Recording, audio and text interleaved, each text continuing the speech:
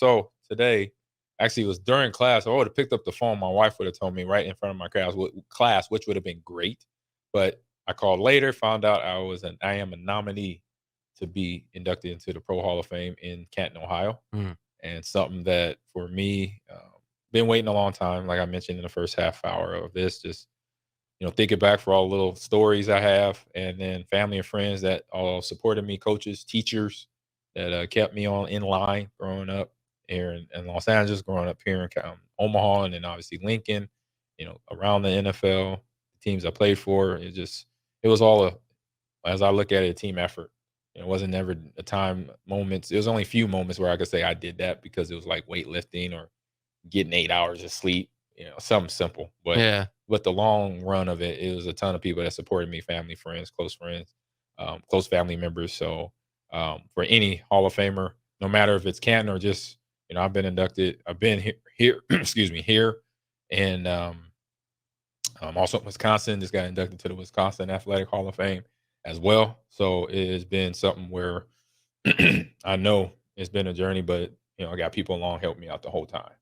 My wife being one of them, my kids, supporting brothers from a distance, all that stuff, family. So family here and there. So it's just something that that's one thing that's going to come out my mouth is all the people that helped me out. Because I remember the first couple guys that was teaching me how to be a man, how to be a kid, or how to be a football player. My two brothers, Nicky and Jared. I remember they told me the story because I was probably little, probably didn't remember everything they said, but I remember them telling me a story once I got back here from California that we were teaching you how to play running back. We was like, your running backs do nothing without their offensive lineman. Mm. Remember that. Excuse me. Remember that. And I'm like, no problem. It's stuck.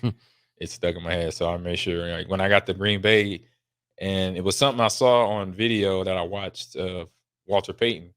It was this Pure Payton video that they had on VHS. I think it's on DVD now. And it followed his whole life and some of his career in Chicago, Jackson State when he went to college.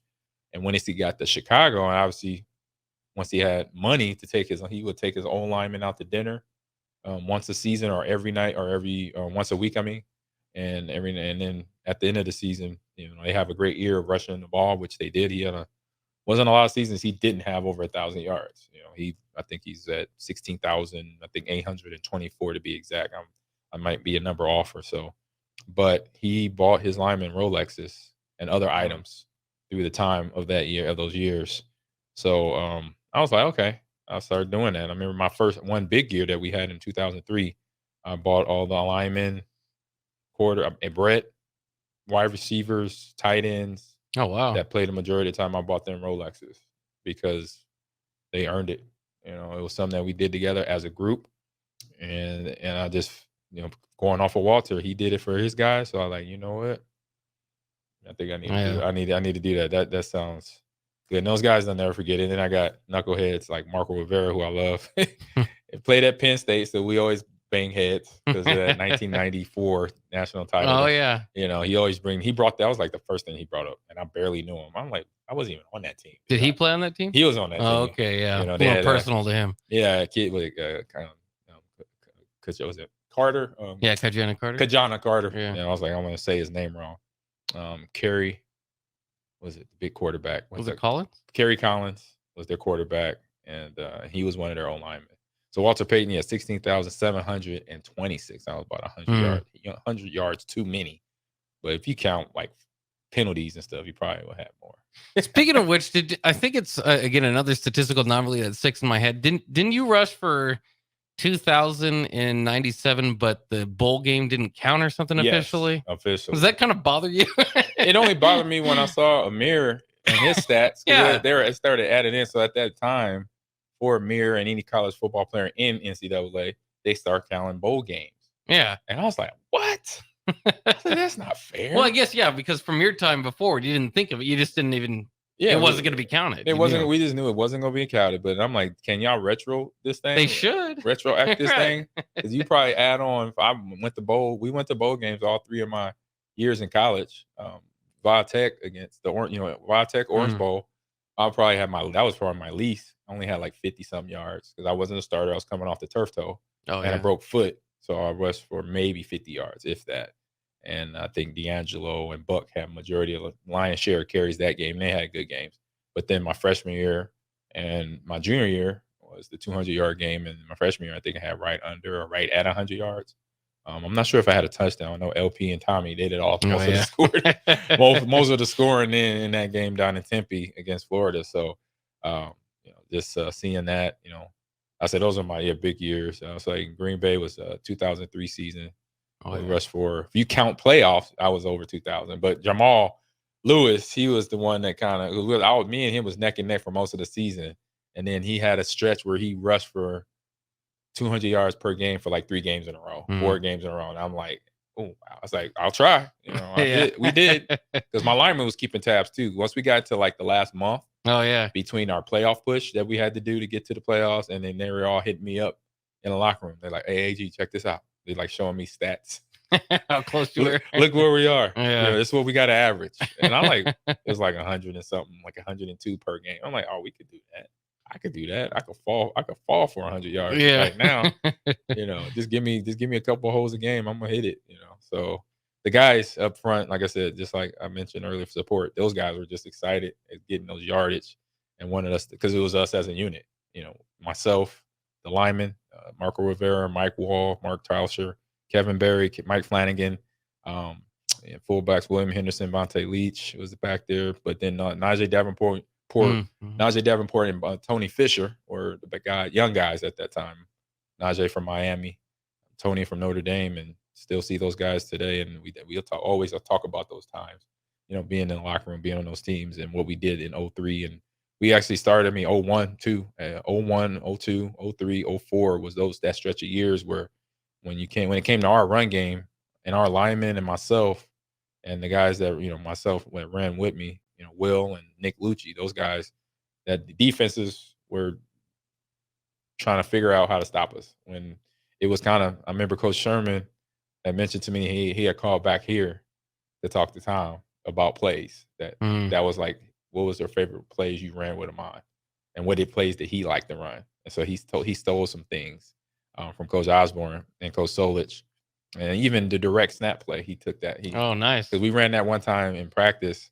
He wanted to get it ready for a game, and I think we ended up running in the game. I got a couple first downs on, no touchdowns like we did here, but we got got some first downs and something changed the ball. Changed the field position, changed momentum in the game a couple times during a few of those seasons. I was like, he's like, because I was like, in my head, I was like, this kind of feels familiar. You didn't know that he called Tom? Yeah, I didn't know he called Tom, but I was like, the plays. I'm like, oh yeah, he could have just watched film. Went back in the archives and found old Nebraska tapes and watched them, but I didn't know he actually got those Nebraska tapes from talking to Coach Osborne, calling Coach Solich, and be like, yeah, these were what we used and how we used them. This is what the lineman did. This was the alignment for Ahman in the backfield next to Tommy for the direct snap plays and stuff like that. So I was like, oh, that was pretty cool. I was like, you tell him I said, what's up? So just hearing that was just interesting, because it was like in my head, I'm like, man, if he's doing that, man, they want this thing to work. Yeah. They're all in, on me too. Was you with Coach Sherman the whole time, or was there any crossover there? No, it was some crossover. Holmgren. So I came in to Green Bay. Mike Sherman, we basically came in at the same time. He was a offensive coordinator in Seattle when I was there. Oh, okay. My second year with Mike Holmgren, and then he got hired on as the head coach. Coming into Green Bay in 2000, his first transaction was one of his first was training for me. So he was part of getting you there. Yep. Oh, okay. Yeah, because he fell in love with me in Seattle. Yeah. And Mike Holmgren made it easy because I was in his doghouse. He put me in a doghouse, accusing me, accusations of me being a fumbler. Okay. Which I wasn't. It was just nerves and anxiety, being a young man in the NFL, adjusting. Was it in practice mostly, or in games? It was mostly practice. It happened if it in games, it was preseason. And it was something I knew it wasn't a thing. It was only a thing because I was super nervous, super anxiety, got anxiety of just trying to, having fear of failure. Don't want to mess up a whole lot. And so, of course, when you think that stuff, you worry about it's going to happen. And it was. So once I got over it, by the time I got to Green Bay, I knew, even before I left Green Bay, by the end of my second season, I was like over it. It was in the articles in Seattle. It kind of went around the United States too, and some of the big cities that we played in, California, we played in San Diego, Oakland area. So to hear sometimes getting asked that in in an interview, I was like, no, it's not an issue. It's just unfortunate. It's just you're going to hear about it more because he's a Super Bowl winning coach, and I'm just this young kid from Nebraska that's trying to make a name for himself. So it's going to run. So, That's interesting because Anthony Grant, of course, kind of dealing with I don't want to say that dealing with the same thing, but it was brought public by Coach Rule that he's been dealing with some fumbles. So yeah, maybe a similar situation there. Yeah, similar. And I said during training camp, and I said about, I've talked about this a lot on when we have my shows, is when you have those mistakes, just use it as momentum to push you forward. Don't let it stop you. Shout out to Anthony. Hopefully, he played well. What I saw, I didn't recognize him because he was in 23 and not 10. That's right. I'm like 10. I'm like, who's this 23? Then it said Anthony Grant. I'm like, oh, like he built different. And everything. Is it the 2 and the 3 that made him look different? But he ran well, ran hard, held on to the ball. But like I said, it's more of it's like quarterbacks that throw interceptions. They're going to throw them, and if you're a coach, you understand that, and you just hope that player works through it. And I think that's the best thing for Anthony. And I know Coach Rule is expecting that of him because the way they train them, the way they get them ready to compete on every Saturday or Friday or Thursday game. So I know Anthony, this is what I believe his senior year. So he's young. I mean, he's old and he understands. And I'll say not old in age, just old being on campus and being transitioning between coaching staffs and all that. So he's been through a lot. Yeah. A lot of the players are, but they're stronger. What they don't realize, they're stronger going through that, because they know how to withstand things. And I think some of them may not even know that they can actually withstand something mentally, get through it, and then come out on top on the backside. And so to me, if he looks at it in a way where he said, this fumble thing, that ain't nothing. I'm pretty sure he's saying that to himself. Yeah. Because if I'm a competitor, I'm saying the same thing. Well, and he's got to take a step up now with Ramir Johnson and Gabe Irvin now out for the season. He's the guy now. So we got Gabe going out with a shoulder. Yeah. And then Ramir, what was his name? It's a hip. Yeah, that's right. And hopefully it's not bad, because the hip can just be something real simple, or it could be serious, because of the area. It's a ball socket region. It's a big area too. And hopefully it's nothing major. Keeps him out just for whatever time he needs to be out to get healed and be right. And for the shoulder with Gabe, it's hopefully the guys and the training room can help him there. I know Jerry Weber is in there, and shout out to him and his staff. Hopefully they can get those guys back together. But I did not know that, because I was at the game. I watched the game. I never saw Gabe go out. Gabe Jr. go out the game. I'm like, okay. And then today, everybody was like, hey, you still got eligibility, AG, right? And I'm like, yeah, I do. Technically, I do. Because I always joke that. I say, hey, I got 1 year. I give Coach Rule. We got 4 quarters. I say minus special teams. I say I will do kickoff. I'll always love kickoff. I'll do kickoff coverage or kickoff return, but just know that I'm 46 and my hamstrings are only going to hang on for so long. But I will do it as long as my legs hang in there. And then running plays, offensive plays, I'll say probably give me a series a quarter. I got you. All right. Well, I think Husker fans would love to see that. Yeah, a series a quarter. I'll make it happen. I'm gonna come out there ready to go. No, I know that. I don't mess around. When I say I'm gonna do something, I'm gonna do it. That would be fun. Were you ever close to coming back your senior year? Or was it pretty much? You were talking about the award shows and all that. Was it just time? No, it was a little bit of thinking to it, because it was like the system of letting a football player know where they're going in the draft. At that time, what I know now wasn't what I thought it was. I thought it was like a system that worked. And when you heard I was told I'm gonna be late first round, I'm like, damn, it's time to go. It's time to go. Yeah. People evaluating me, to see what I did, me having my 1,000 yards and a couple thousand in a bowl game. Scouts saw what they figured out, what could come out of me and what could come out of this team. And found out that wasn't the case. And, to find out, not really know what and why was hurtful, because it was like I ran a 40 that was fast. At the combine, I went 4.49 on a pulled groin. I had pulled my groin the week before. So it was a week old. And my agent said, go run. And I ran a 4.49 on that. Healed up. And the story is, and there's no mythology behind it. It's not no fiction. It's just a real story. So I healed up, and I had about 2-3 weeks to heal up for my pro day back here. Myself and Jay ran. A few other guys ran because they were juniors, about to be seniors, and there were some seniors. I think Damon Benny ran, and I ran, and I was 215. I jumped vertical was 41 and a half. My broad jump was 11 feet 1 inch, and my 40 was the first 40 was a 417.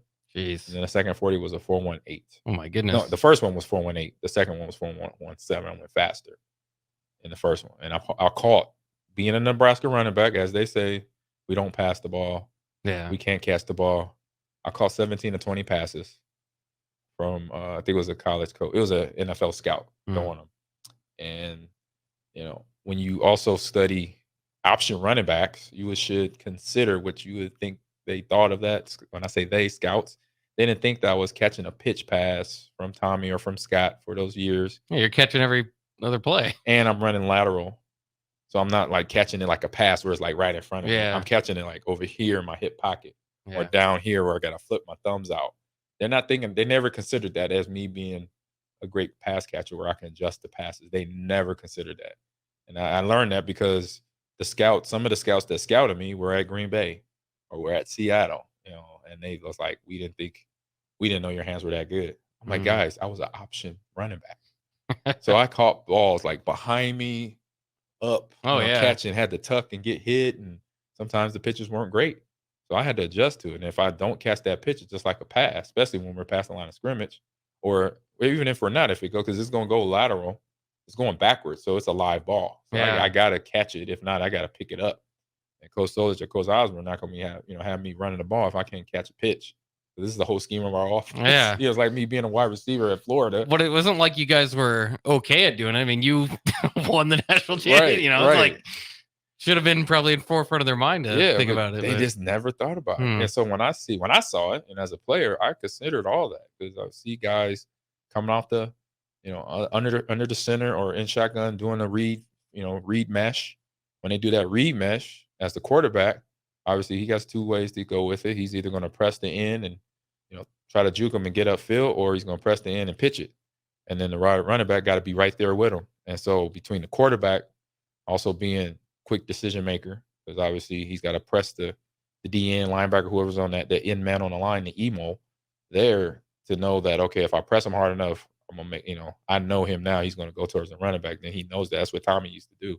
You could see him do it. He knew he could, because he dictated it to him early, to that DN, like make him commit. And so then that's what created the dilemma of who they're going to stop. They're going to hit the quarterback or they're going to hit the running back. Yeah. And either one is going to be a problem because they're hard to tackle because they're all 6 foot and 225 or 220. So that was the dilemma behind it, but also the things missed by NFL scouts, because they just say, oh, option offense is a simple offense. It's not complicated. Well, it's not, but everybody runs it now. Yeah. Everybody runs the option offense. Literally. That's what the RSO or run pass. I mean RPO. Sorry, RPO, run pass option is. That's just what we ran, but out of shotgun. That's it. That's the only difference. Same reads, but now you got all these different motions. You got a speed motion. You got an orbit motion that goes behind the quarterback, and then he turns around. That's the same thing we did. We just didn't do all the motion. Yeah. We just ran, straight up downhill to you. We wasn't going to sugarcoat. We wasn't going to do all the motioning because we weren't hiding nothing. We're running the ball. No big deal there. So, but yeah, that was, just interesting to know that and see that and be a part of it and everything. So, well, we got about a minute left, so we'll have you wrap it up here. I don't have any out music for you. Sorry, we're kind of going on the fly. So no, it's all good. Hum in the background while you're. No. Oh, that's good. So it's just more streaming, right? Yeah, so, we're just streaming. Yeah. Yeah. No. Because I had to change the day. Usually I go on Thursdays, but I guess I didn't mention, but I got invited up to my high school, Omaha Central, and they're playing against the North on a Thursday night. So both my old high schools. This is going to be interesting. My nephew, Niles, shout out to Niles. He's coaching at North High. Oh, is he now? Okay. Yeah. And obviously he was a wide receiver here, but he's back home now. And so get to see him. We're going to definitely hug it up, but we're going to be competing, or I say our team, more him than me, because I'm more just spectating. I'm like the honorary coach, but I ain't going to be coach. Oh, are you really? Yeah, but I don't know the scheme. Yeah. I know the coach, Terrence Mackey, shout out to him. He's been part of I've been knowing Terrence since I was a kid. And so he's a good guy to have coaching, and he has our Eagles playing really good. So go Eagles. But I'm excited to go up there. Hoping it ain't raining like this. I see the rain out right now. Oh, yeah. That's one thing we could do sitting in a street studio. We could see what's going on literally. It's going to be interesting when it's a blizzard out there. Yeah, it will be. Hopefully we don't see too many crashes or anything. Yeah, that too. Ice rain and all that. We're going to see it. We're going to be first and foremost. So this is where my brain goes. I've seen too many movies. That's what it is. I watch too much TV. That's what it is. So, but no, it's good stuff going on today with that. And the teaching in the class is awesome. The kids get to hear my stories because I'm doing sports media and mass communication. That drawing back, my stories in my life are drawing into the book information that they got to study and get ready for. The cool thing is like, man, we got an NFL player telling us real stuff that happened, but it makes sense when I read the chapters. So hopefully they're getting that. If not, it's just entertainment anyway. Because they could go back home and call their mom and dad and say, "Hey, guess who's my professor?" Oh yeah, in sports media. I've heard a few of the stories from the podcast or the show that they do on Saturdays. Big Red Esports. Shout out to Z, Jaden, and Sam and Lexi, whoever else pops in there. Oh yeah. Yeah. So I think we're done, right? Yeah, that'll wrap it up. Yeah. All right, Buck, man. Thanks, man. Good talking. Good conversation. Everybody that tuned in and listened, appreciate you for the support, and make sure you tune in to 93.7 all the time because we got great shows, great conversations. Former athletes, my friends and guys and girls in here that run this station do a great, outstanding job. So shout out to them as well. And have a great night because we got to pay the bills.